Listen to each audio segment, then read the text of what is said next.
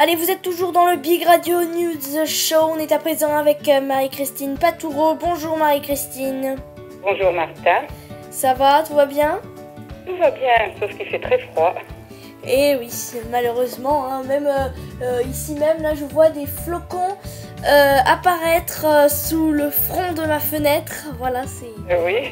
Je ne sais pas si c'est pareil pour vous, mais moi en tout cas, je vois ça, c'est désolant. Mais bon, c'est pas grave, puisque ça ne nous empêche pas de partir et de voyager en Espagne, puisque vous êtes là chaque semaine pour nous parler de l'Espagne, des informations espagnoles.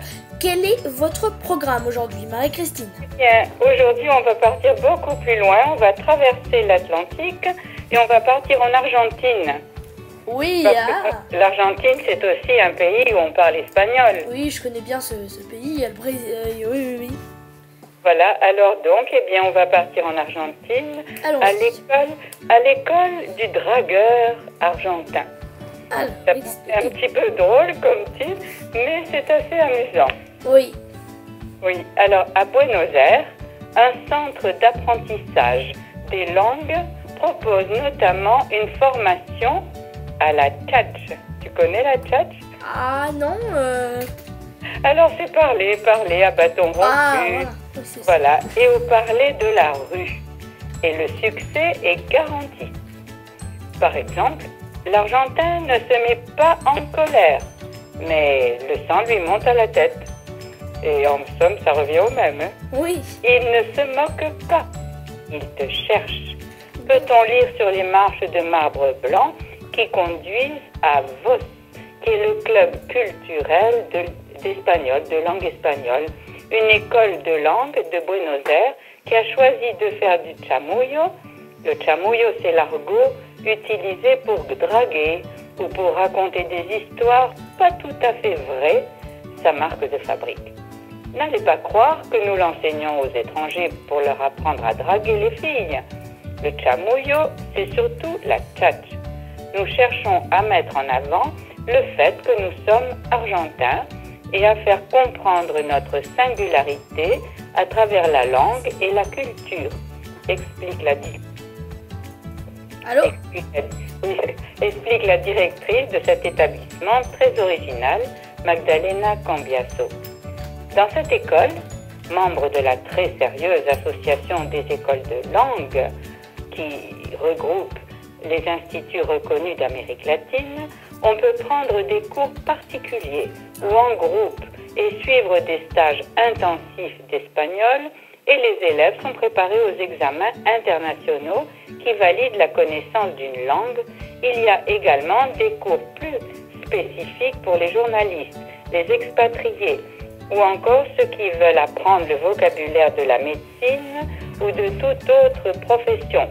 Mais tous ces cours intègrent le lunfardo, qui est l'argot argentin, et toutes les expressions de la vie quotidienne des porteños. Les porteños, ce sont les habitants de Buenos Aires. Tomarse un bondi veut dire prendre le bus, andar a pata, circuler à pied, ser un gnocchi, être un planqué, tirarse a dormir la siesta, faire un petit somme, et morfar, c'est manger. On voit bien que tous ces mots sont propres aux Argentins parce qu'en Espagne, on ne les entend pas. Oui. Voilà. L'école propose également un cours uniquement consacré au chamullo, qui est la tchatch, où un petit groupe de 7 ou 8 personnes de tous âges et nationalités se retrouvent tous les mercredis pour discuter. En général, ce sont des étudiants étrangers qui parlent déjà bien espagnol, mais qui ont envie d'en savoir plus sur la culture argentine. La majorité est de passage et ne compte pas s'installer dans ce pays.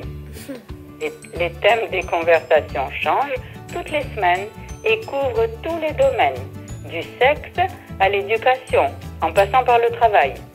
La directrice de l'école explique que les étrangers ont du mal à comprendre de nombreuses expressions argentines. Selon elle, c'est une question de culture. Certaines choses ont lieu en Argentine et nulle part ailleurs. L'autre jour, une Anglaise ne comprenait pas l'expression « no tiene donde caerse muerto », qui veut dire littéralement « il n'a même pas un endroit pour mourir ». Parce que c'était une situation tout bonnement inimaginable pour elle. Or, les Argentins disent ça quand les gens sont un petit peu dans la panade. Oui. Oui, les demandes émanent surtout de femmes qui s'enthousiasment pour les séries télévisées argentines. Ce sont des séries dans le style de Dallas ou encore Les Feux de l'amour, mais en espagnol évidemment. Puis moi, je connais beaucoup de jeunes roumaines ou même des hommes qui arrivent en France, qui parlent très très bien l'espagnol. Je leur demande, mais où est-ce que vous avez appris à parler espagnol? Ils me disent tous, eh bien, avec les novelas. Les novelas, ce sont donc ces séries télévisées. Puis c'est amusant parce qu'ils n'en loupent pas une, c'est toujours tellement passionnant. Oui. Tous ces amours ils ont tellement peur que ça finisse mal. Enfin oui, c'est Dallas, quoi, mais argentin et espagnol. Les moindres expressions employées par les acteurs.